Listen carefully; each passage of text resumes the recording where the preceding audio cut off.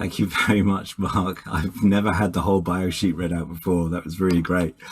Okay, yeah, so it's me. It's IT for Alex Stanier, IT for Business. If you want the whole life story, backstory, you need to come and do a one-to-one with me. Today, it's really punchy. It's literally what's it about, what you need to look for. So yeah, I have two halves to my business. It's the kind of IT support, the conventional thing that people are very used to, and it's also the IT consulting. I'd be very happy if we had a security specialist person join this chapter, but because security is so crucial, I talk about it a lot with you guys because it becomes a very important part of what I have to make sure gets delivered. If you go on to the next slide, please, Terence. Okay, now this is my consulting slide. Actually, that's come out a bit small, but basically I have a map and I can sit down with any business owner and talk them through all the aspects of this map. I mean, I might do it in my head because I've done it for so long, but sometimes I put the map on the table. We just make sure that everything in that map is covered. Some of the big ones like email, that's such an important one. It gets talked about a lot, but there's phones, there's mobile phones, there's photocopiers, there's leasing, there's software, there's loads and loads of stuff. And if you go around that with the owner of a business and you've ticked off everything as either needed or not needed, you're going to be in a good place. Okay, on to the other slide, please, Terence. Okay, so I've basically just kind of rationalized kind of targeting who I'm going for. So I might be talking to the single person, just started their business, just getting going. And I've got a package now, which I'm calling Advanced Protection, which basically the good news for some of the people in the chapter who've taken my previous £10 a month service, I'm about to bundle 2 extra services in there for you because I just can't bear the fact that you guys haven't got as much protection, security on your computer as you could have. Now, the next one I'm going to talk about is the sort of 3 to 5 to 6 kind of the business that's getting going. It's crystallized. Instead of just 2 people frantically working on their laptop, they've taken on a few more staff.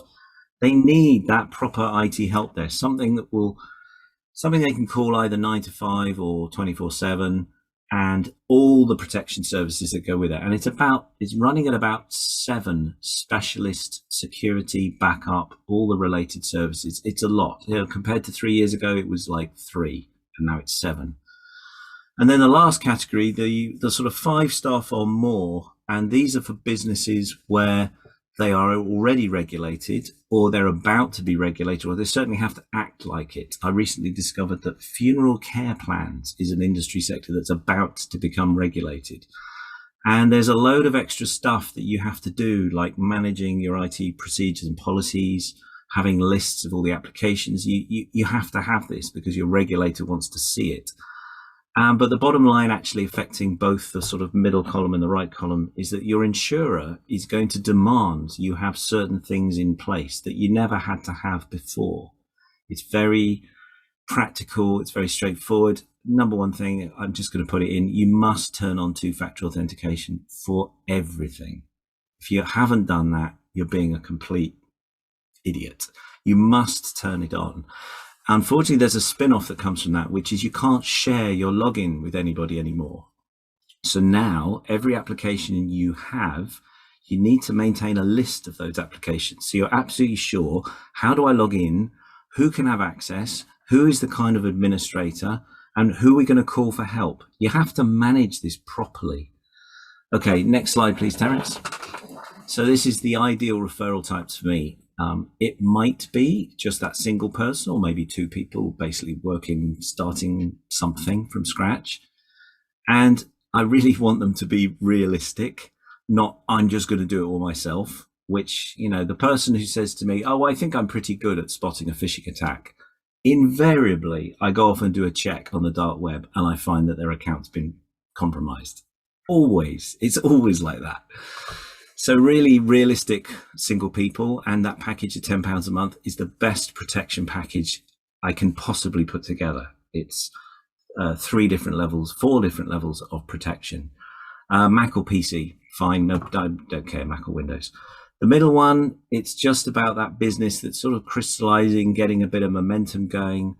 And they're the people, they're good if they think about insurance and they think about running IT as something that should be well managed, then that's a good way of, they're a good referral.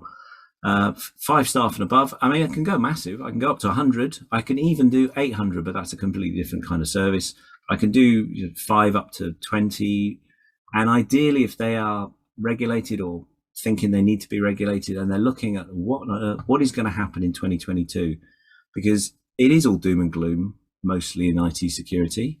And it's not like it's just going to stay the way it is. It's going to get worse. The latest types of attacks are people targeting inbox rules.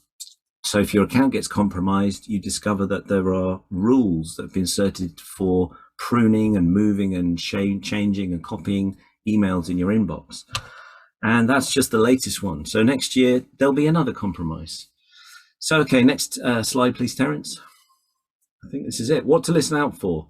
So if you hear someone who says, I'm starting a business, then the question to give them would be, well, have you bought your computer yet? Okay. Now, either they have or they haven't, but there are services to go with it. Is the computer protected? If you hear someone saying, well, we're looking at processes, or we're recruiting, because as soon as people start recruiting, they have to start crystallizing their job titles and who does what and who answers to whom. Then the question there was, well, do you now think of IT as something you can outsource? That'd be great. And as a third category, slightly different. Usually it's a managing director, but similar kind of role. Occasionally the finance director. They say, I really don't know what the IT people are doing. I mean, that's a classic one. And the question I would ask them is, well, have you any idea whether your IT is any good? I've had that. I've been called into companies several times where they've said, we have no idea what those people over there are doing. And they always point to the cave at the far end of the corridor.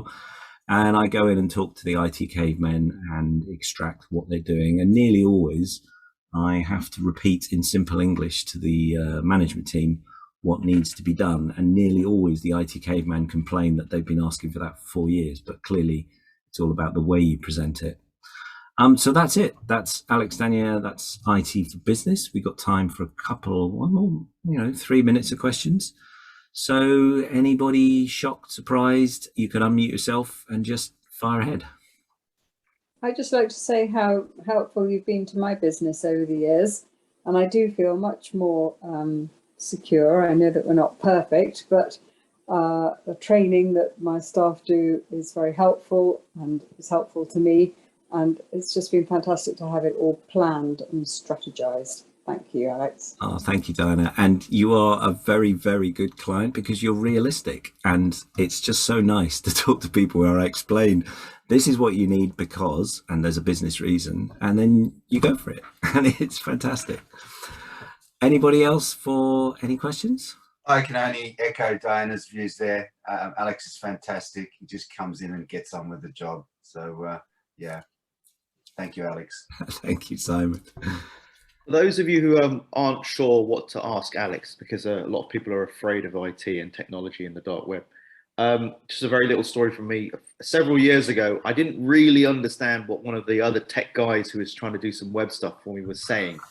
He kept doing gobbledygook and blaming other people for the website being down. And I told Alex this story, and it's just worth having a conversation with him because Alex didn't actually fix it for me, but he introduced me to Richard Fincher, who I didn't know at the time. And he fixed it for me in 5 minutes, what I've been struggling with for 5 months.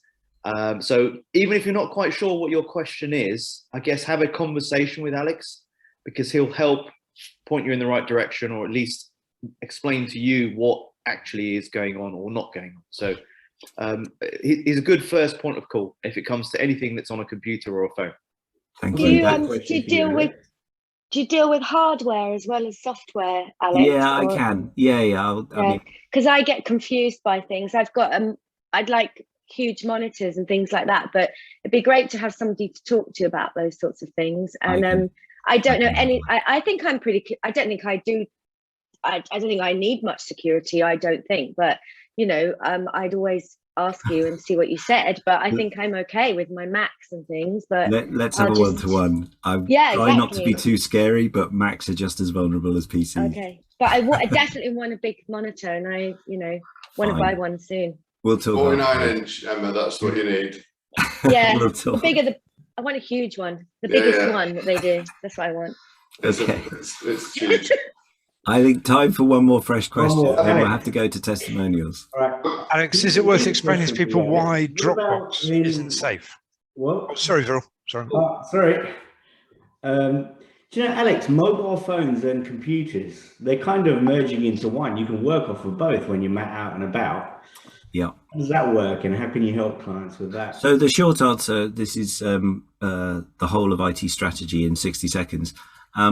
All the big companies like Microsoft, Amazon, whatever, Google, they are lifting themselves off the device. So even though Apple sell lovely Apple computers, they basically want you to use services. Microsoft are the same. They give away Windows for free.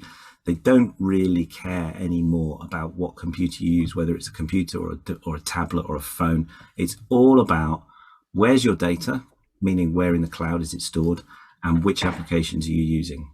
So, and that's the direction of travel. So clinging on to the idea that I'm going to keep using this computer forever, I'm afraid is not a good strategy. So I think I'll have to say, please book me for a one-to-one for a bit more detail. But broadly speaking, yes, the idea that you're going to use a computer in 10 years' time is completely out of date. It won't be. I can't tell you exactly what it'll be, but it'll be some combination of all sorts of things. Okay, and sorry, Tim, you had one question. This is the last question. Yeah, about Dropbox, Alex. The idea that you don't need. Right. Okay, so this is last techie tip. So any of these tools like OneDrive or Dropbox or Google Drive, they synchronize the files from your computer up into the cloud, and they probably synchronize them back down onto some other colleague's computer as well. That is not backup. If you delete a file that's in Dropbox, it then deletes from the cloud, it then deletes from the other person, and it's gone.